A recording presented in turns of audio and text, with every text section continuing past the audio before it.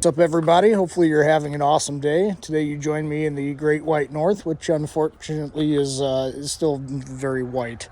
We're going to do a little work on the Mercury today, and I generally tend not to do a whole lot of work on the Mercury in the wintertime because, well, A, it's cold up here in Minnesota, and B, my garage is not all that big. It's only oversized on one side and it's not insulated. So wintertime is still cold in the garage as well.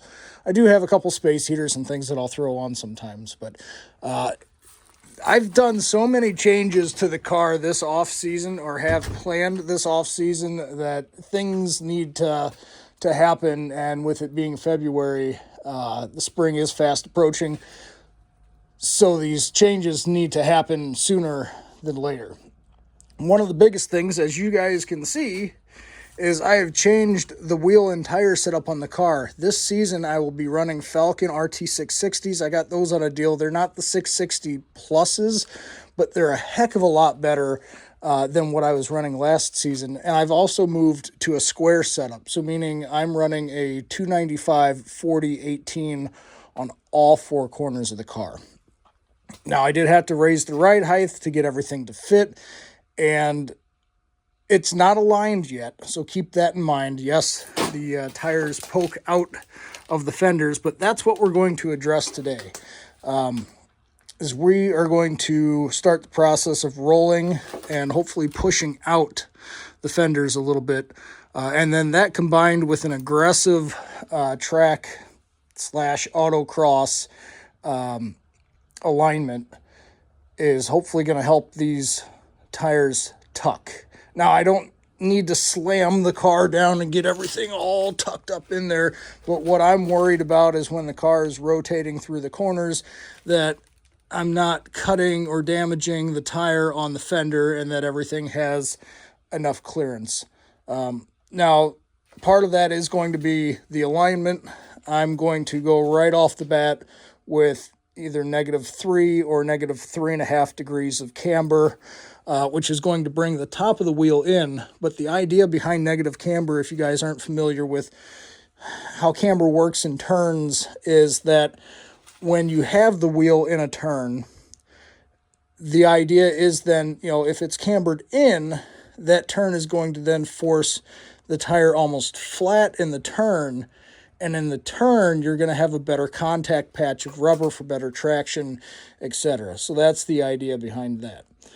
Now, many of you guys that know these cars, there's a lot of metal in these cars.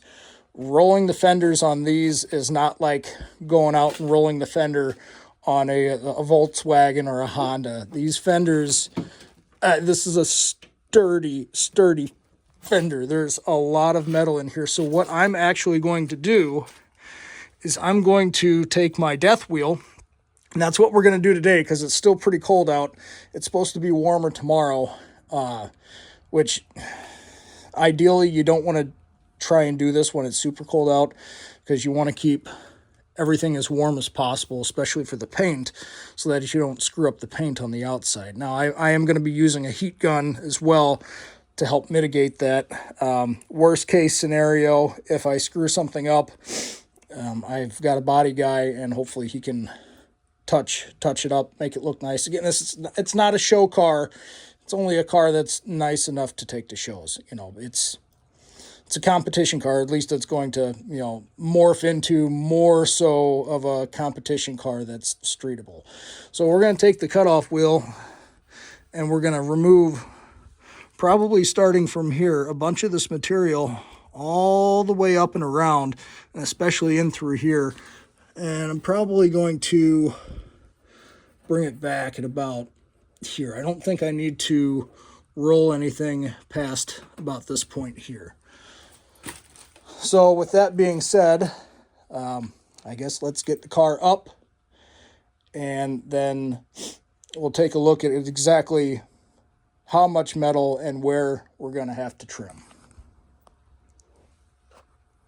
All right, now that we've got the wheel off, I have a little bit better idea of what we're looking at on the inside of the fender here. As you can see, I've actually got a little bit of rust from when this car was driven in the winter. This was an old man grandpa car before I got it, and it was daily driven. So at the very least, I want to cut that out. Some people have mentioned these pinch welds right here, and to be careful of those, but this car, I don't think that's going to be much of an issue with how aggressively I plan on rolling these fenders. I think I'm going to run the grinder right here, kind of right in the middle, all the way up and up through here, all the way back along the full lip here. See if you can see that a little bit better. So imagine about halfway up. You can see when I first put these new wheels and tires on, I did rub the paint off the bottom there. So no skin off my back. And then on this side, again, where is it? There's a little bit of rust starting from when the car was daily driven. A little bit of delamination there. So again, I think I'm going to run it probably starting about right here. Oh, maybe up a little further, maybe about right here. And probably come in like this, and we're just gonna cut halfway, and that's gonna significantly reduce how much material we're trying to fold over. And without having the extra material folded over underneath, it's my, not opinion, but I guess the idea I have in my brain is then it'll be easier to get aggressive with the roller and then push the fender up and out, so that here it's kind of, you know, it'll probably end up a little bit higher, but out further as well. That's the idea I'm going with anyway. And then I've got an Eastwood roller. Now you can get eBay units, and even the Eastwood roller says that it's made in China, so take that for what you will. But the idea here is that I want to do it with the best quality possible. The Eastwood unit is $100 and some odd. You can get the eBay ones for $50 some odd. They're both going to do the same trick. I trust Eastwood as a name that it shouldn't break when trying to do something this aggressive, hopefully. So we'll give that a go. Again, I am not going to attempt to roll the fenders today. It will be in this video, but not today. What I'm going to do today is I'm going to take the death wheel and I'm going to cut that material out. And then we might mount up the roller just to kind of see where we want to start with getting this lip folded over. All right, here we go. As a quick side note, guys, I do have a couple of legitimate sponsors now, and I can't thank these guys enough for taking a chance on me. I mean, the car, it's not your typical anything, honestly. And the parts that I've used, as far as like this first big brake kit with the brackets from Range Industries, their upgraded Brembo knuckles, which are going to be going on the car as well, along with their Explorer caliper big brake kit for the rear. You can go to rangeindustries.com and use the code FASTMarquis, all capitals, all one word, FASTMarquis, for 10% off those products on the range-industries.com website. And then new this year, Carbotech brakes. I did some digging because I'm going to Brembos and I'm going bigger brakes in the rear. I want to make this car aggressive for both time attack and autocross, and I needed a better brake pad, just hands down. Now, my first instinct was Hawk. Hawk pads has obviously the stuff for Brembos. I mean, that's in stock pretty much everywhere, but they couldn't come up with proper pads for the Explorer rear calipers. Now, the Explorer rear calipers, those were introduced in 2020. They're a fairly new caliper design. They're starting to cross over to, like, they come on the Explorer Police Interceptors, the Lincoln Aviators, and now I believe 2024 and up Mustangs have them on the rear. So they're starting to cross over, but other than like some factory application pads and upgraded ceramic stuff, you're not really going to find performance brakes. What Carbotech did for me is we cross-referenced the SFMI number on the pads, figured out what they were.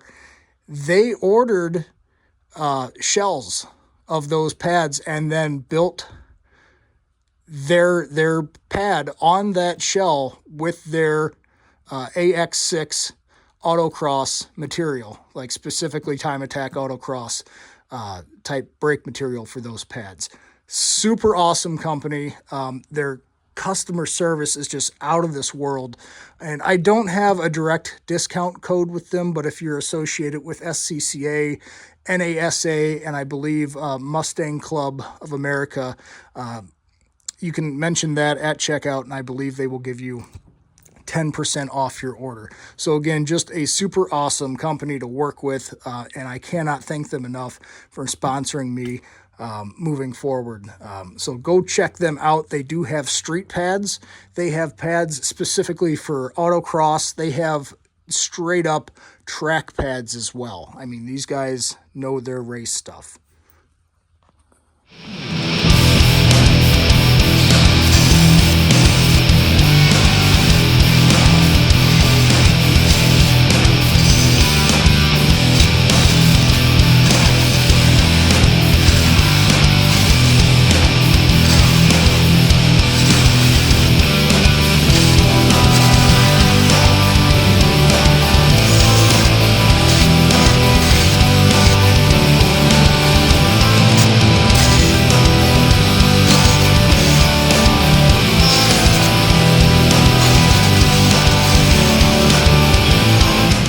Remember what I was saying about these fenders being thick? I mean, this is 2 layers of metal, right? That's rigid. I mean, that is way thick. Isn't that wild? So you can kind of see what I'm going after here. Trim back about that far. Because these things are so thick, and hopefully that much less material trying to roll it will go better.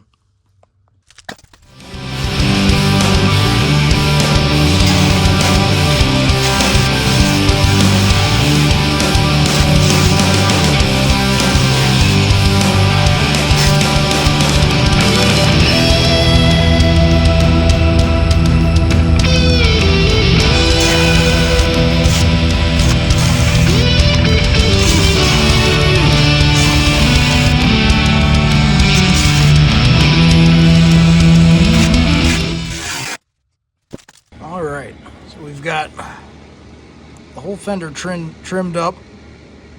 And as you can see, I removed about a 1/2 inch of material, and the idea again behind that is just making it easier to roll. A little bit more material up here at the top because I want that to come out a little bit further, but proof of concept there. Gonna remove that material, and that's a whole lot less to try and fold over and then push out, as if you had left the whole thing in there. So we'll get the roller set up, and then we'll get to working on it. All right, now that we have the fender roller attached to the hub, all right, and we're going to, there's several different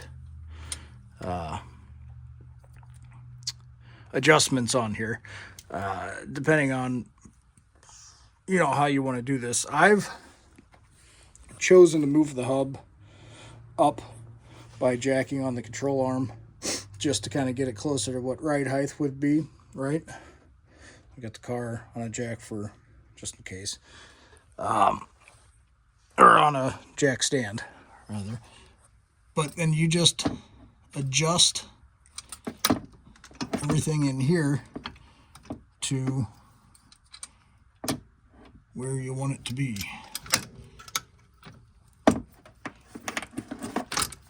I think with this, I might actually have to let this jack down a little bit to get this wheel even over to the fender.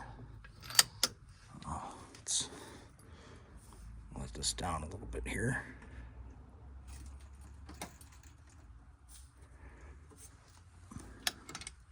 Oh yeah. All right. So, and then that's going to allow us to get that positioned where we want it there.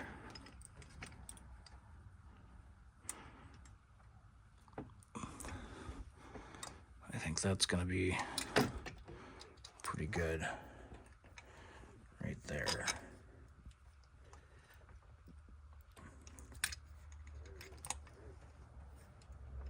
And I think what's gonna have to happen is I'm gonna have to roll different parts of the fender at different times. Of course, brake rotor is gonna become an issue. That's fun. And I guess we'll play that by ear, see how this works out. Really don't want to unbolt that brake rotor. I will if I have to, but I really don't want to.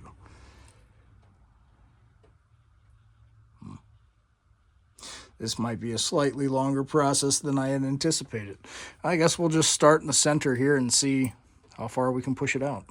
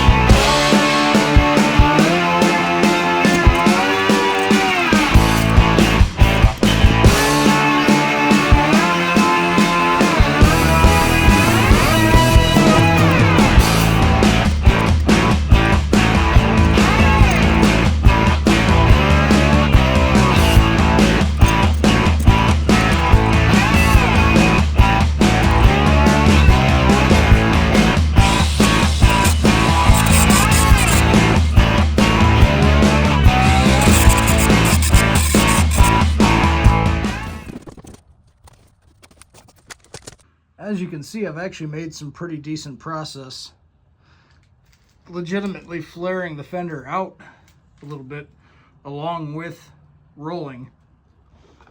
Kind of hard to see, but I think you get the idea. I've come to the unfortunate conclusion that I am going to have to remove the brake caliper, or drop the brake caliper, in order to get to the other side, because the Eastwood unit does obviously not clear the brake caliper, which sucks. It's extra steps, and I was kind of hoping to get this entire fender rolled tonight. I've made some pretty good progress. It's not super duper pretty inside there, but I think that'll work pretty good. Not sure exactly what I'm going to do with the paint. I've been trying to use the heat gun to keep it somewhat pliable. I had the expectation that something was probably going to happen. I don't know if you can see those cracks right on the edge there, and that's what you're going to run into. Maybe, and it's not even that noticeable, maybe I'll just shoot it with some clear coat or something, you know, and try and protect it. Maybe wet sand it just a little bit. I don't know. But yeah, in order to roll the rest of that there, I'm going to have to take the brake caliper off. I go back on call for work at 6 in the morning. So that's a project for another day. Hopefully soon. We'll see. I don't know. Work's been pretty busy lately. But yeah. Next thing you'll see is the brake caliper off and finishing up the rest of the fender. Right, so it's about a week later, and yeah, work is work, and I got sent out of town a bunch of times. As you can see, it's very sunny and it's nice out, and yeah, that's, I guess, what a week will do. Anyway, got the brake caliper pulled. We're still right where we left off. Got to finish rolling this fender on this edge here. And then I think I might take a quick look here and see about swapping out my my singles for the doubles while I have this apart. It should just be the bolt on the bottom there, and the 3 on the top of the shock tower. Kind of hard to see down in there, but I think that should be it. Pull those out and swap in the double adjustables with the 800-pound springs. Oh, we haven't talked about the suspension upgrades yet this year. Uh-oh.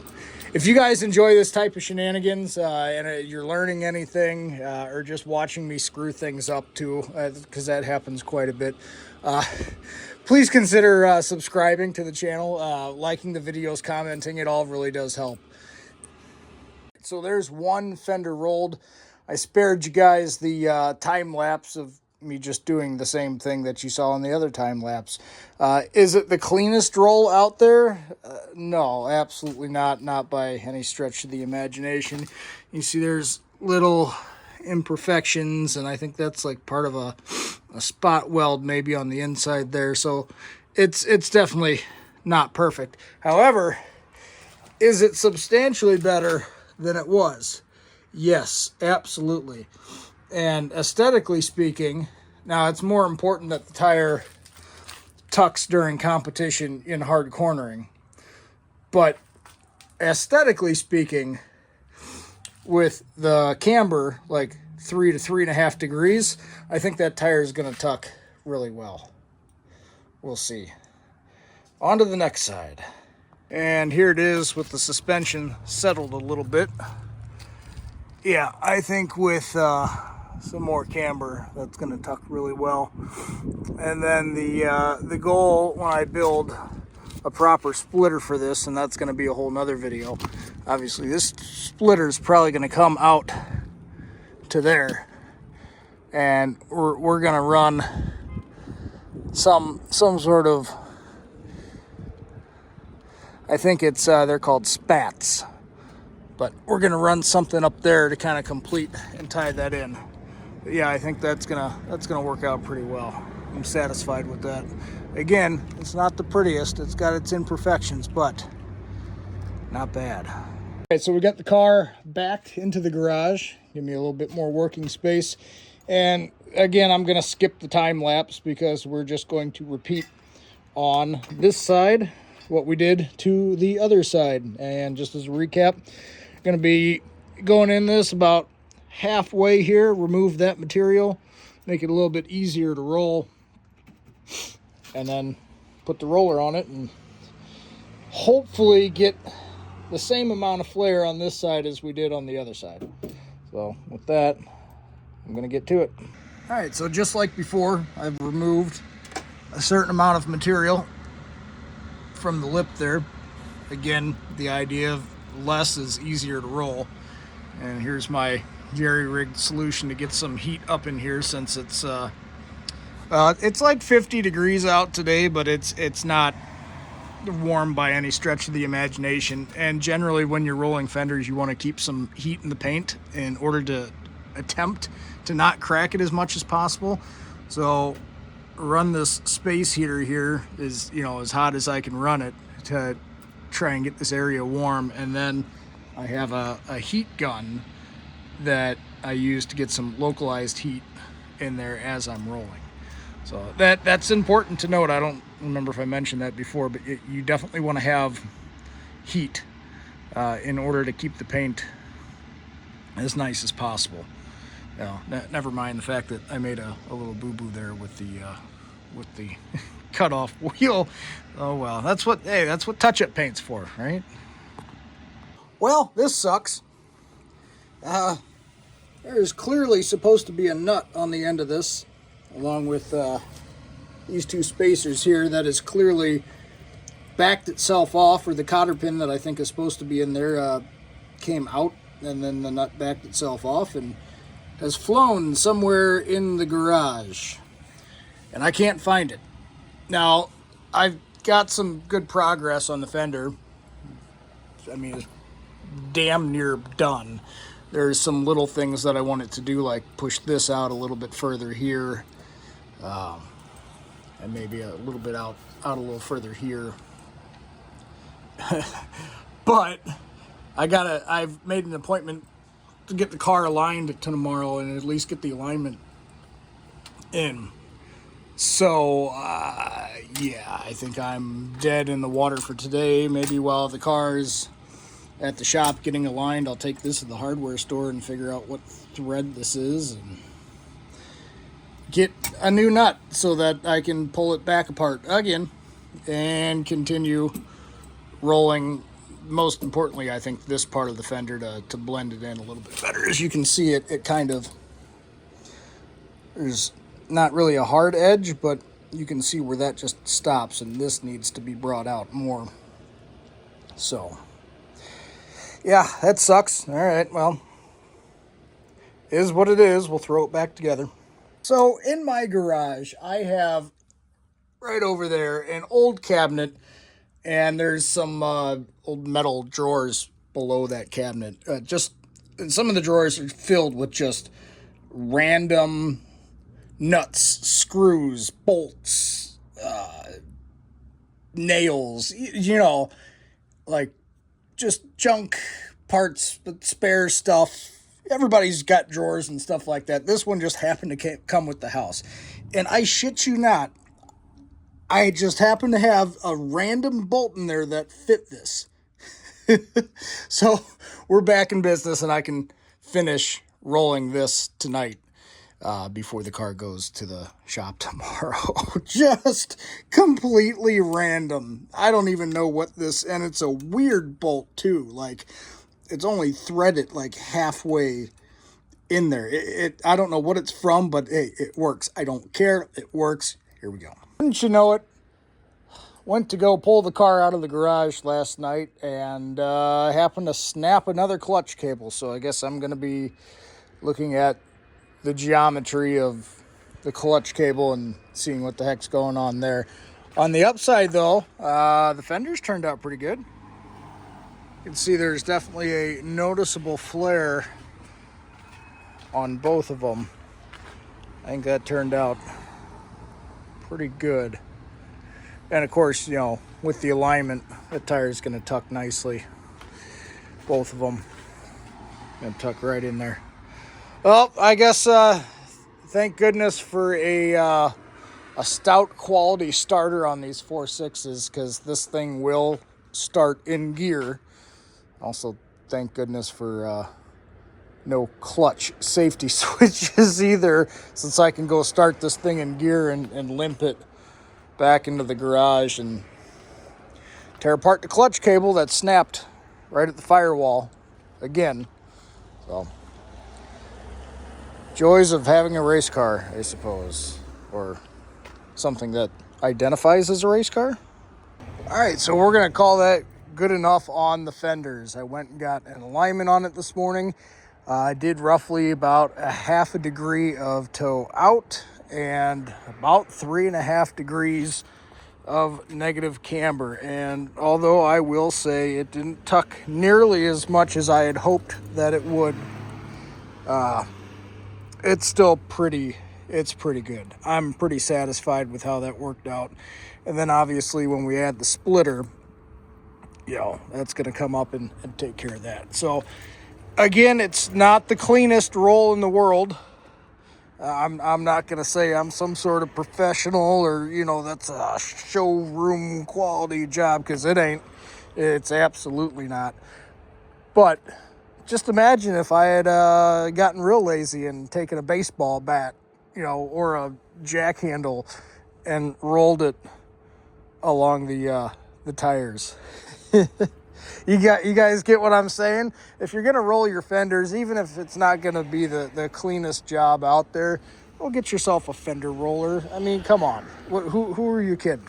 So with that, I want to thank you guys for watching the video. If you learned anything or you enjoy watching these shenanigans, Please consider liking, subscribing, commenting on the videos. All of it really does help. And with that, we're going to work on getting the car anyway, loaded up on the trailer.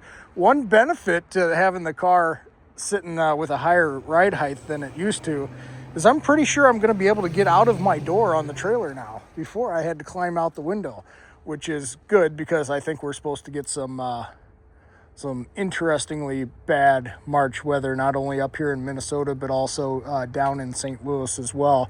I'm going to visit some family down there, so gonna go thrash on this thing with my buddies, go get the big brake Brembo knuckles from Range Industries and the rear big brake kits installed on this, and break all that in. So again, thank you for watching, guys.